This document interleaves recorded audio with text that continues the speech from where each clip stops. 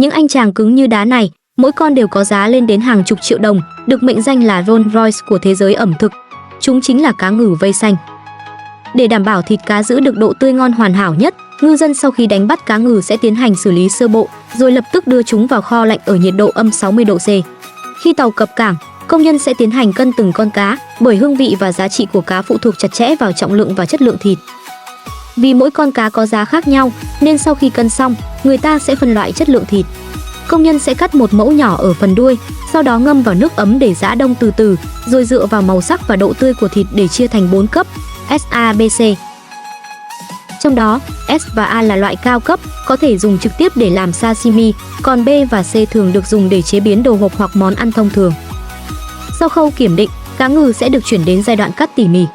Trước tiên, phần đầu cá được tách bỏ, sau đó cắt đôi từ phần đuôi lên, rồi tiếp tục bổ dọc theo xương sống để chia thành 4 phần lớn, đặt lên băng chuyền để chuyển đến công đoạn tiếp theo. Công nhân hiểu rất rõ cấu trúc của cá ngừ, họ dễ dàng xác định vị trí xương sống và khéo léo loại bỏ hoàn toàn phần xương. Những phần vụn, mảnh thưa này không bị bỏ đi mà được đem xay nhuyễn bằng máy để làm thức ăn cho mèo. Khi xương được loại bỏ hoàn toàn, cá sẽ chuyển sang công đoạn lột da.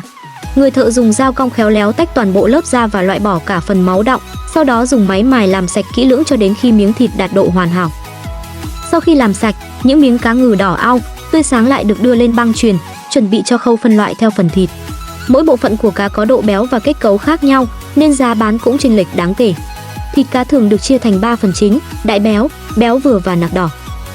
Công nhân ở công đoạn tiếp theo có nhiệm vụ dùng máy cắt chính xác từng phần thịt với độ dày đồng đều khoảng 2 cm, giúp dễ dàng cho quá trình cắt lát sau đó.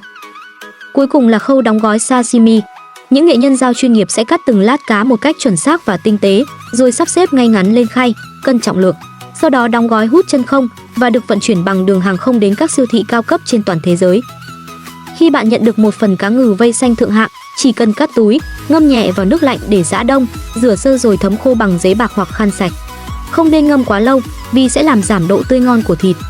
Sau đó, cắt thành miếng vừa ăn, dùng kèm mù tạt và nước tương nhạt, bạn sẽ cảm nhận được màu đỏ tươi quyến rũ. Vị béo ngậy nhưng không ngán, mềm tan ngay trong miệng, một trong những hương vị tinh tế và đẳng cấp nhất thế giới ẩm thực.